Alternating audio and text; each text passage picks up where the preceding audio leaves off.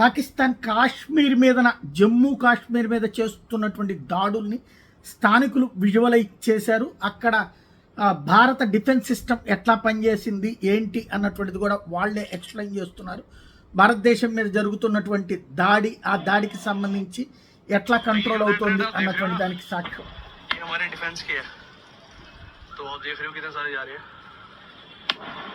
ये मेन हमारी चन्नी सिटी है, जम्मू मेन में हो रहा है ये। वो देखो फुल स्केल वॉर है भाई, ये फुल स्केल वॉर।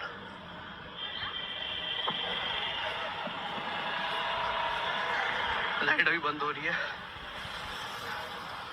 भाई, पाकिस्तान की गांड मारनी पड़ेगी। इंडियन आर्मी को पूरा सपोर्ट है, पूरा खत्म कर दो सालों को। लाइट्स बंद हो गई, देखो साइड लाइट्स बंद हो रही है। तो भाई जो भी लोग JNK के बाहर रह रहे हैं, इस वीडियो को ज़्यादा से ज़्यादा देखो। ये कारियाना हरकत है पाकिस्तान की। देखो पूरा ब्लैकआउट हो गया। ये मेन सिटी है भाई, ये नीचे एयरपोर्ट है। जो हमारा इंडियन आर्मी का एयरपोर्ट है ना, ये रेड वाले वहाँ से निकल रहे थे अभी, और ये बीच में इनका मेरा ख्याल से कोई फाइटर जेट आया होगा, तो उसी को रिटेलिएट कर रहे थे।